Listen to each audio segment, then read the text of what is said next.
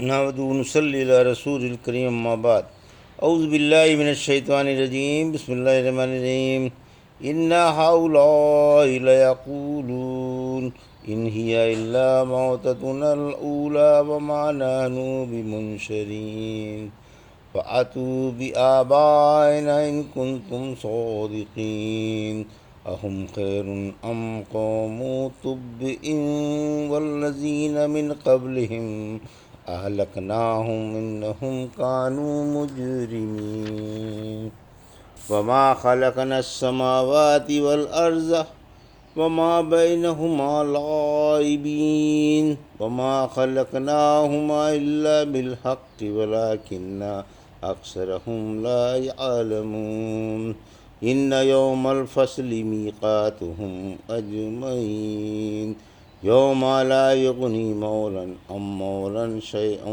ولا هم ینصرون الا من رحم اللہ انہ هو العزیز الرحیم انا شجرۃ الزقوم طعام الاثیم کالمہل یغلی فی البطون كغلي الحميم خذوه فاعتلوه إلى سواء الجحيم ثم صبوا فوق رأسه من عذاب الحميم ذق إنك أنت العزيز الكريم إن هذا ما كنتم به تمترون۔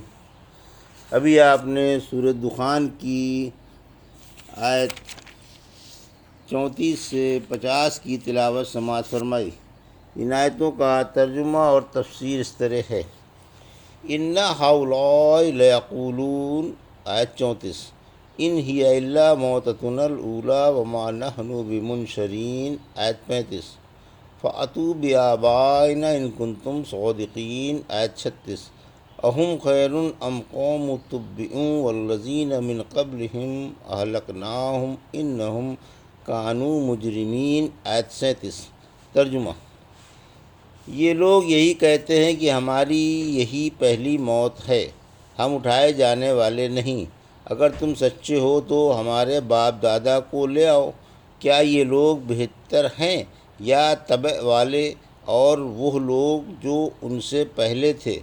ہم نے ان سب کو برباد کیا کیونکہ وہ نافرمان تھے۔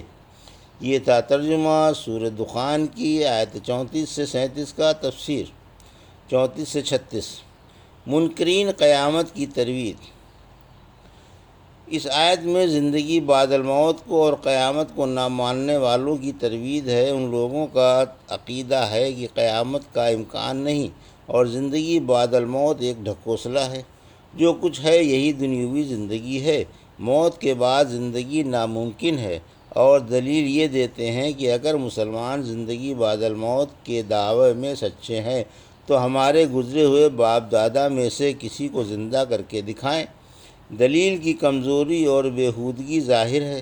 زندگی بعد الموت دنیا میں تو نہیں کہ پھر کسی کو زندہ کر کے پیش کر دیا جائے، وہ تو جب کی بات ہے جب یہ دنیا ختم ہو جائے گی اور قیامت آ جائے گی۔ اس وقت یہ کٹ حجتی کرنے والے دوزخ کا ایندھن بنیں گے اور ان کی طغیانی اور سرکشی کی تصدیق امت محمدیہ کرے گی اور امت محمدیہ کی تصدیق آپ فرمائیں گے۔ آیت 37۔ مشرکوں کو عذاب کی دھمکی۔ اس آیت میں دھمکی ہے کہ خبردار کہیں ایسا نہ ہو کہ نافرمانی اور سرکشی پر جس طرح پہلی قومیں ہمارے عذابوں کا شکار بن گئیں تم بھی بن جاؤ اور تم بھی انہی کی طرح بے نام و نشان ہو کر رہ جاؤ۔ تبع کا بیان۔ تبع اور تبع والوں کے واقعات سورہ سبا میں گزر چکے ہیں۔ یہ عدنان عرب ہے، وہ قحطان عرب تھے۔ حمیر جو سبا کے باشندے تھے اپنے بادشاہ کو تبع کہتے ہیں، جیسے رومی بادشاہ کو قیصر، فارس کے بادشاہ کو کسریٰ، اور مصری بادشاہ کو فرعون اور حبش کے بادشاہ کو نجاشی کہا جاتا ہے۔ ان حمیری بادشاہوں میں ایک تبع بڑا زبردست بادشاہ گزرا ہے۔ یہ یمن سے نکل کر سمرقند تک پہنچ گیا تھا اور ہر جگہ کے بادشاہوں کو شکست دے کر اس نے اپنی سلطنت کے حدود بہت وسیع کر لیے تھے۔ اس کے پاس زبردست لشکر تھا، اس نے ایک بستی ہیرہ آباد کی تھی۔ صدیقہ رضی اللہ عنہ فرماتی ہیں طبع نیک آدمی تھا کہ اسے برا نہ کہو۔ رحمت عالم صلی اللہ علیہ وسلم نے فرمایا طبع کو برا نہ کہو، وہ مسلمان ہو گیا تھا۔ مجھے معلوم نہیں کہ طبع نبی تھے یا نہیں۔ وما خلقنا السماوات والارض وما بینہما لاعبین، آیت 38۔ ما خلقناہما الا بالحق ولکن اکثرہم لا یعلمون، آیت 39۔ ان یوم الفصل میقاتہم اجمعین، آیت 40۔ یوم لا یغنی مولا عن مولا شیئا ولا هم ینصرون، آیت 41۔ الا من رحم اللہ انہ هو العزیز الرحیم، آیت 42۔ ترجمہ: ہم نے زمین و آسمان کو اور ان کے درمیانی چیزوں کو کھیل کے طور پر نہیں پیدا کیا، ہم نے انہیں صرف حکمت سے پیدا کیا ہے، لیکن اکثر لوگ علم والے نہیں۔ بلا شبہ فیصلے والا دن ان سب کے وعدے کا دن ہے، جس دن کوئی دوست کسی دوست کے کچھ بھی کام نہ آئے گا اور نہ ان کی حمایت کی جائے گی۔ ہاں، جس پر اللہ مہربان ہو جائے، یقیناً وہ بڑے غلبے والا اور انتہائی مہربان ہے۔ یہ تھا ترجمہ آیت 38 سے 42 کا۔ تفسیر 38-39۔ دنیا کسی حکمت سے بنی ہے، یعنی ہمارے عدل کا یہی تقاضا ہے کہ کائنات کسی معقول حکمت سے بنائی جائے، لہٰذا ہم نے دنیا کھیل کے طور پر نہیں بنائی بلکہ عدل والی حکمت سے بنائی ہے۔ اگرچہ لوگوں کو اس کا علم نہ ہو، ہماری ذات لغو کاموں سے پاک ہے۔ سورہ صاد کی آیت 27 میں فرمایا ہم نے دنیا کو لغو پیدا نہیں کیا۔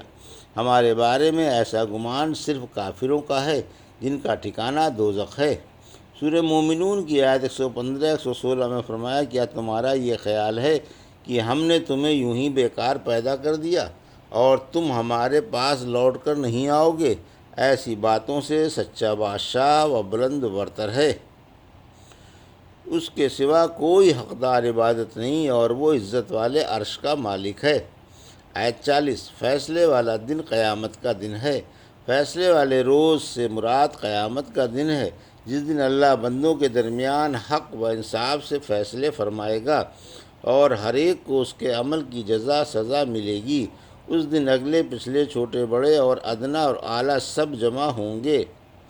آیت 41۔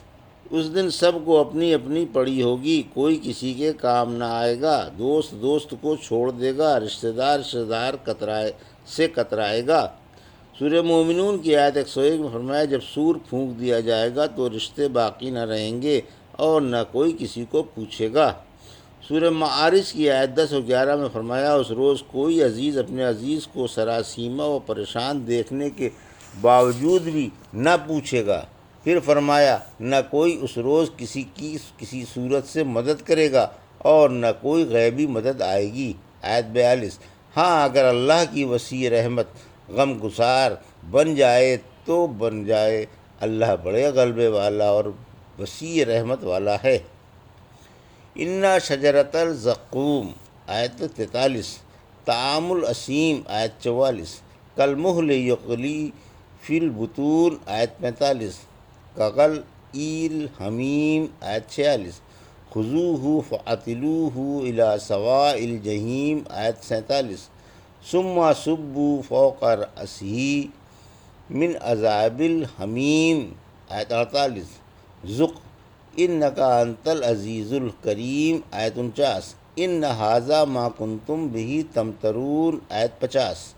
ترجمہ: یقین جانو زقوم کا درخت جو گنہگار کی غذا ہوگا تلچھٹ کی طرح ہوگا اور سخت گرم پانی کی طرح پیٹ میں کھولے گا۔